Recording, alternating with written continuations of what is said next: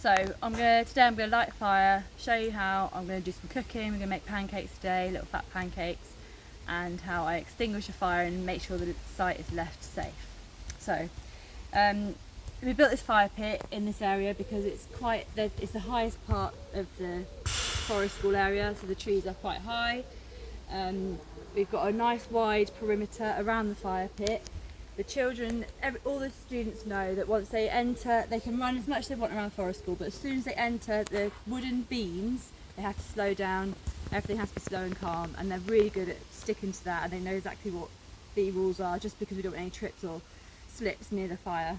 So before I start, the children have collected all the stuff they need to make a fire. We're trying to use up some of the wood, some of the old bits of wood that we've got, and they've collected lots of snappy sticks.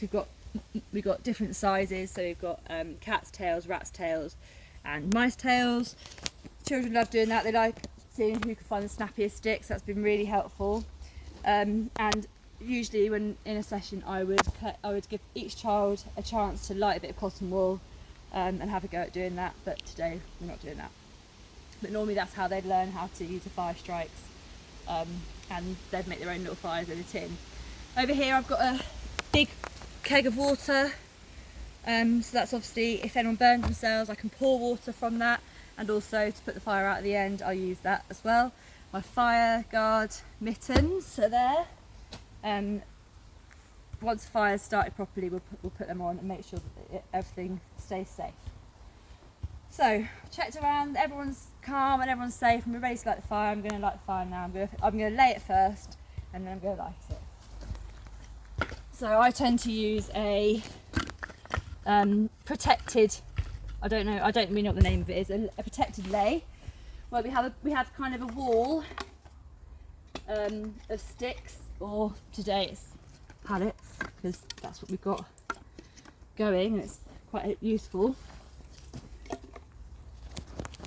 I'm just going to build a little, I call it Jenga. Me and the children, the students, call it Jenga. They build a little Jenga and then they see if they can get it the right length of wood on the sides. The great thing about this lay is that it burns the wood as you do it. So we've made the outside and the fire will start in the middle, but actually the fact that all the wood around the outside is dry will absorb that. The fire will light that, so the fire will be nice and big and strong. So the next step is putting the cotton wool in. I tend to use quite a lot just because it's a guaranteed win for the children then. If they, it means that they don't fail. One of the things they persist with most is lighting a fire. They're really good at just keep on going, really good resilience with their fire strikes because they just want to get it done. So we make sure we've got a lot of cotton wool and we make it into fluffy clouds, which the children love doing. Some of them, we've got a couple that have got sensory processing issues. They don't want to touch the cotton wool, so obviously they don't have to do it. The adults do it for them, but they really still want to light the fire, so we give them the chance. They don't have to do the cotton wool if they don't want. So there's the fire ready to go. I've got my little sticks, so the tiny sticks ready, because they'll be the first ones that go on to get the fire going. And then as that starts, I'll start collecting bigger sticks. Normally the children would help with this as well, but obviously today we're not doing it with the children.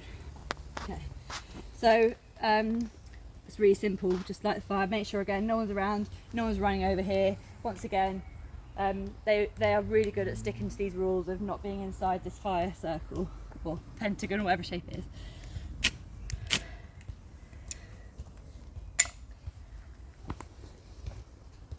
Start off by putting a few of the smaller sticks across, hoping they'll catch nice and quickly.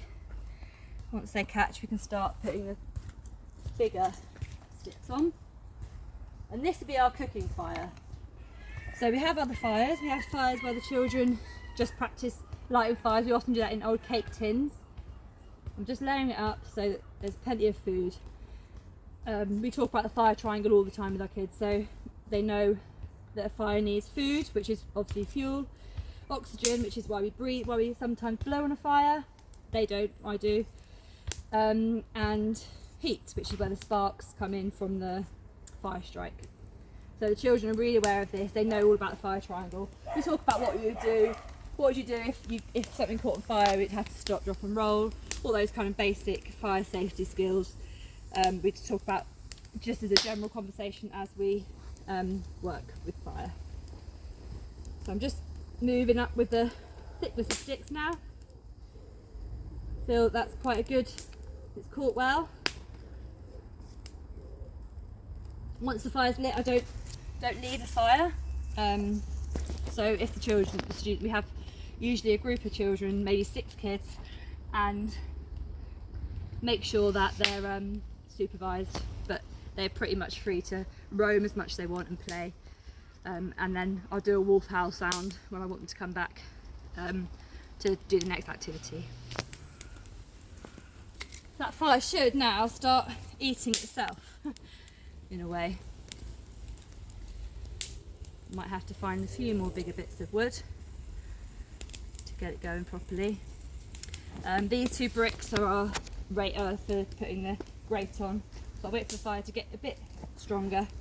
Now it's got to quite a big flame. I'm going to put my gauntlets on so that I don't burn. And also, even if I'm confident, it means that children can see that it's best practice to have something else to protect you, just in case you don't actually know how hot that brick is now, or how the fire might jump out or spread. So it's just to keep them safe. That's pretty hot now.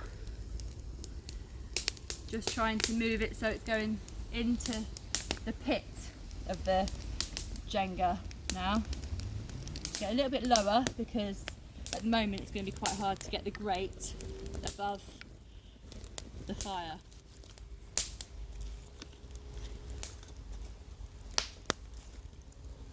So I think I can leave that now, and I think it should start just feeding itself, and will get hot enough for me to be able to leave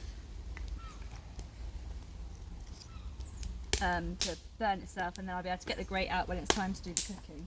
Right, so in regards to cooking, we are making pancakes today, as I said earlier. So we are lucky enough to have a kitchen in our school. So we start our session off by going to the kitchen, and if there's anything that needs refrigerating or anything that, fridge or freezer stuff, we set up in the kitchen first. So we go up to the kitchen, make our pancake batter. So all the children sat around, one of them did the flour, one did milk, one did the eggs, and then they all had to go really mixing it together. Just a very simple batter. And then they're going to have a choice of putting bananas or chocolate chips on top, or sugar. I've got some sugar somewhere as well. So as you can see, I'm quite near the fire. So if I was on a normal day with the students here, the students would all be around the table now. So they'd be the other side of me. There'd be no one between me and the fire. So the students would be around the table, and we'd all be talking about what we're going to have on our pancakes. Right, time to get cooking.